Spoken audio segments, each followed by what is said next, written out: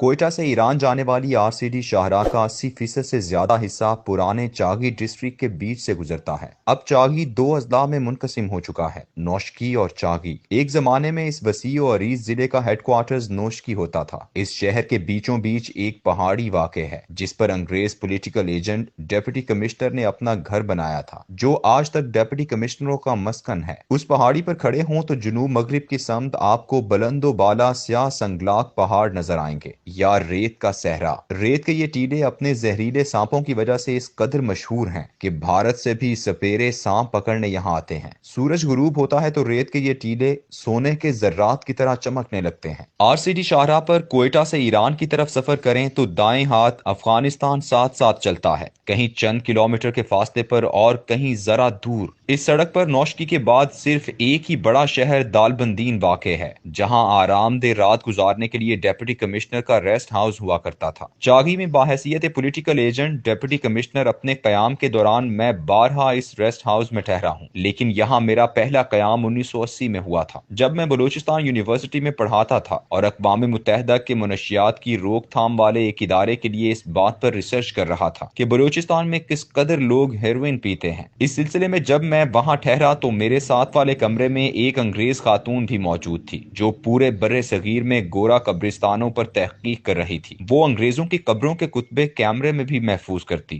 اور اگر کوئی بڑا بوڑھا مل جاتا تو تھوڑی بہت معلومات حاصل کر لیتی۔ اس ریسٹ ہاؤس میں لاتعداد لوگوں سے میری ملاقات ہوئی ہے۔ ایک پوری کتاب ان تمام شخصیات پر لکھی جا سکتی ہے جو یہاں وقتاً فوقتاً قیام کرتی رہیں اور میری ان سے ملاقاتیں ہوتی رہیں۔ سلمان بن عبدالعزیز شکار کھیلنے آتا تو پہلا پڑاؤ یہیں پر ہوتا۔ ڈاکٹر عبدالقدیر خان چاگی دھماکے کے لیے تشریف لائے تو یہیں ان کا ٹھکانہ تھا۔ اسی دالبندین ریسٹ ہاؤس میں میری ملاقات آسٹریلیا کی کمپنی BHP کے سربراہ سے ہوئی، جو اپنے خصوصی طیارے کے ذریعے وہاں آیا تھا۔ اس کمپنی نے 1993 میں بلوچستان حکومت کے ساتھ چاگی کے علاقے میں سونے کی تلاش کا معاہدہ کیا تھا۔ اس معاہدے کے تحت جو سونا، تانبا، پیتل یا چاندی یہاں سے برآمد ہونا تھا، اس میں سے 75% شیئر BHP کمپنی کا اور 25% بلوچستان حکومت کے حصے میں آنا تھا۔ عموماً ایک نگاہ میں یہ معاہدہ ایسے لگتا ہے جیسے گھاٹے کا سودا ہے، لیکن اگر سونے کی کانکنی کے عمل کو دیکھا جائے تو یہ محسوس ہوگا کہ اس سے بہت بہتر معاہدہ نہیں کیا جا سکتا تھا۔ سونے کی کان دراصل اوپر کی سطح پر کھدائی کرنے والی کان ہوتی ہے۔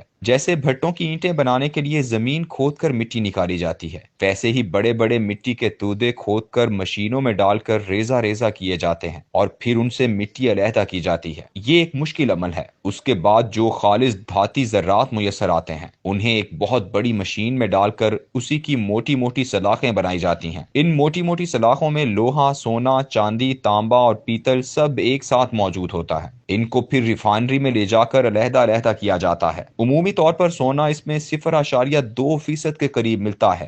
یہ ایک بہت محنت طلب اور خصوصی مہارت کا کام ہے۔ یہ مہارت اگر آپ کے پاس نہ ہو تو آپ کے لیے یہ سونے کے ذخائر مٹی کے ڈھیلوں سے زیادہ قیمتی نہیں ہیں۔ میں BHP کمپنی کے سربراہ کو ملا تو انہیں وہاں کام کرتے ہوئے تقریباً 2 سال ہو چکے تھے۔ میں نے وہ ذخائر جنہیں ریکارڈک کہتے ہیں ان کے بارے میں سوال کیا کہ کیا یہ ذخائر سیندک کے برابر کے ہی ہیں، تو اس نے جواب دیا کہ اگر ہم نے سیندک جتنے ہی ذخائر حاصل کرنا ہوتے تو ہم پہلے چند مہینوں میں ہی اپنا بوریا بستر لپیٹ لیتے۔ یہ دنیا کے دوسرے بڑے سونے کے ذخائر ہیں۔ سندھ کی المناک داستان میرے ذہن میں تھی کہ کیسے اس سونے اور تانبے کی کان کا حشر کیا گیا اور اب چینی اس سے سونا نکال کر اپنا لگایا ہوا سرمایہ ہی واپس لے رہے ہیں اور ہمارے پلے کچھ نہیں آیا۔ لیکن مجھے اندازہ نہیں تھا کہ ایک دن ریکارڈک کے ساتھ بھی ایسے ہی کچھ ہو جائے گا۔ افغانستان میں حالات خراب ہوئے تو افغان بارڈر کے قریب ہونے کی وجہ سے BHP نے اپریل 2000 میں اپنا بوریا بستر لپیٹا اور آسٹریلیا کی ہی ایک چھوٹی سی کمپنی مینکور کو اپنے حقوق بیچ کر چلی گئی۔ 11 ستمبر کا سانحہ ہوا۔ افغانستان بارڈر کے نزدیک ہونے کی وجہ سے کبھی کام ہوتا اور کبھی نہیں، مگر کام چلتا رہا۔ کمپنی کے پاس سرمایہ کم تھا، اس لیے 2006 میں اسے کینیڈا کی کمپنی TCC نے خرید لیا۔ اس وقت تک ابتدائی کام مکمل ہو چکا تھا اور جہاں جہاں ذخائر موجود تھے ان کا پتہ چلا لیا گیا تھا۔ اب کانکنی کا آغاز ہونا تھا۔